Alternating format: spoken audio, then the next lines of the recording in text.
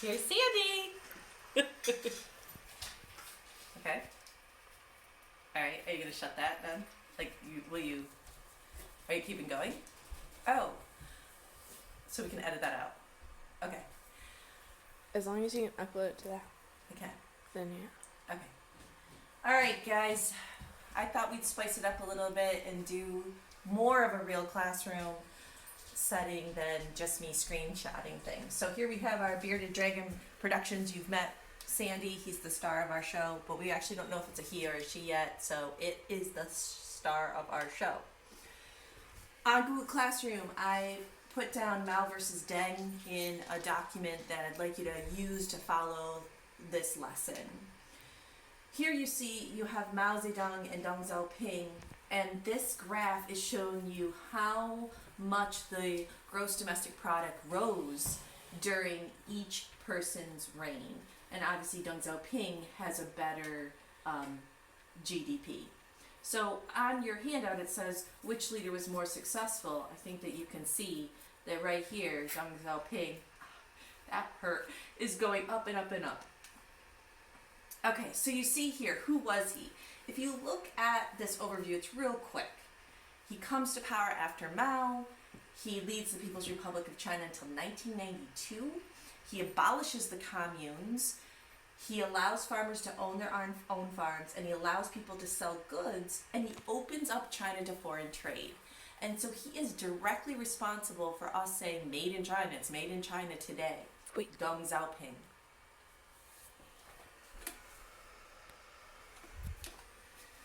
You have this in your handout as well. His four modernizations. His four modernizations: agriculture, industry, science, and tech. So the question is, what should determine China's economic policies? Mao's answer, well, him, of course. He should determine China's economic policies. It's all about socialism and communism to the most extensive degree. Great Leap Forward, the Cultural Revolution. Deng Xiaoping is more market-based. See here, you see this cartoon. Deng Xiaoping is straddling free markets and communism at the same time.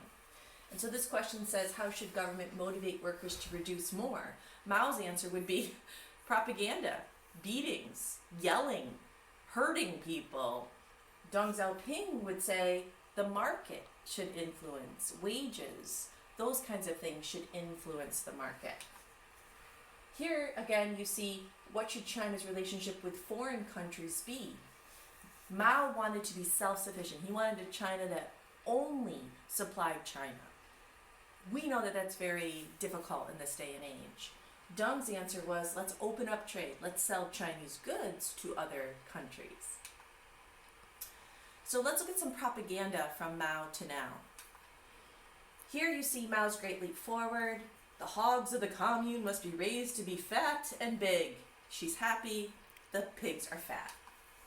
Here you see the Great Leap Forward. The industry of the fatherland develops by leaps and bounds and frightens England so that it trembles with fear. I don't think England was frightened by their small pieces of steel you saw in that movie To Live.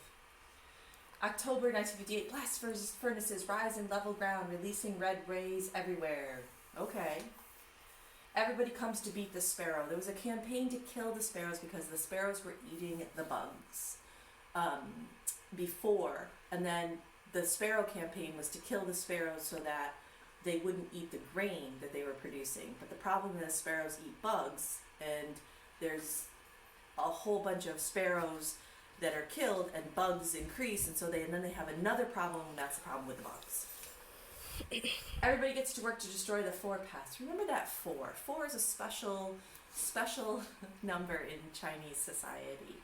But get rid of the bugs and the sparrows and the rats and the pests. Get rid of them. The people's communes are good.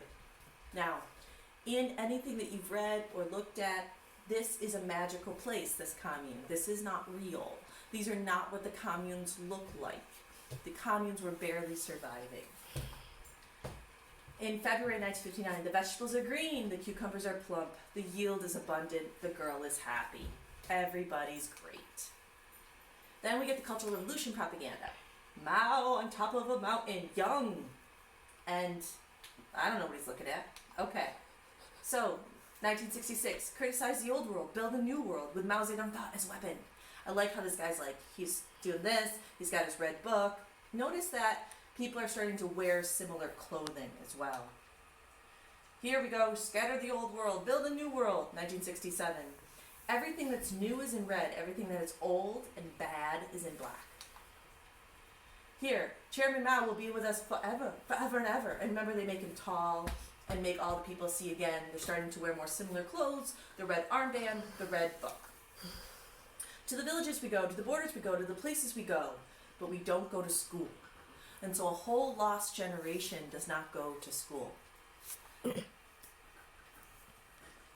1976, turn grief into strength, carry out Chairman Mao's behest, and carry on the great proletarian revolution. Here's a hint. Whenever you see a Chinese leader's face get bigger and bigger and bigger, it means he died. So the bigger the head, probably death. Smash the Gang of Four. Get rid of this opposition to Mao. And then we get Deng Xiaoping and the four modernizations. Now it's, instead of going to a commune, why don't you become a doctor? Okay, let's get more modern.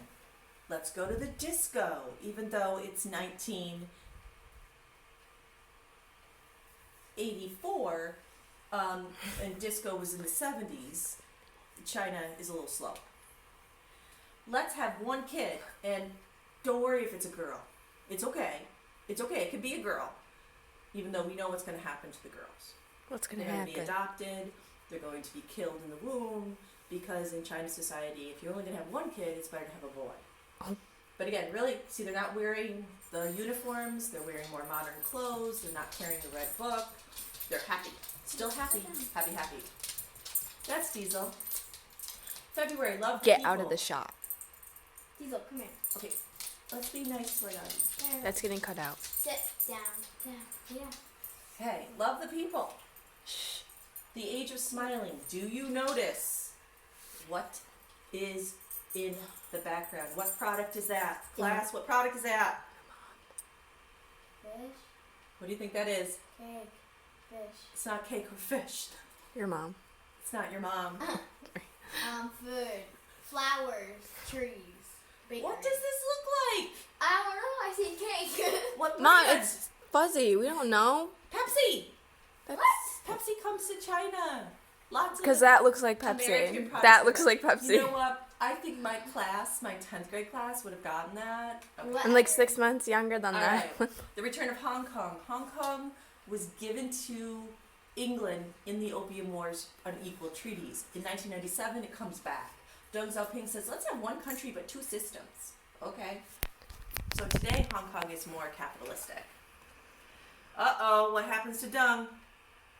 Death. Why? Because his head's big. Because his head's big. Give her an A. Plus. And then this is a new leader. He says, let's advance into the 20th century. And then the Communist Party fully represents the Chinese progressive culture. We're going to have computers. We're going to have dancing. We're going to have technology. Blah, blah, blah. Then in 2000, we have the Beijing Olympics. Wonder if we'll have the Olympics this year. Have no idea. And then China also likes to have its leaders really well presented on just public buildings. Let's put those people up there on public buildings. Okay. But the reality is this. You can have economic change, the Chinese leaders say to their people, but you cannot have political change. And so what we get is the Tiananmen Square uprisings.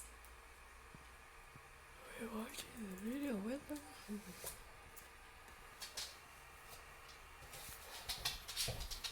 How do I do sound? Where's that remote? Alright, after you watch the videos, you can read through this and answer those two questions that go along with the reading for me, please. Basically, the Tiananmen Square ends with this man, the Tank Man. The Tank Man stands in front of, this is 2 days after there's bloodshed, there's blood like on the streets of Beijing. Because the Chinese government has said under Deng Xiaoping, don't ask for democracy. Don't ask for a fifth modernization. So this man is going to go up to a tank and basically yell at the guys in there. And he's escorted by the police, and we have no idea whatever happened to the tank man. And today, if you Google Tiananmen Square in the Chinese Google search, they don't have Google, but they have something else, you'll see directions to get to Tiananmen Square, but they won't tell you anything that happened on that day. On your handout, you see this cartoon. Answer this question. What is the cartoonist's point of view concerning Deng's policies? This political cartoon, what's the main idea? What are they trying to say? What am I trying to say in this lesson is what I'm looking for you to do, and answer those multiple choice questions. Stay well, everybody. Bye-bye.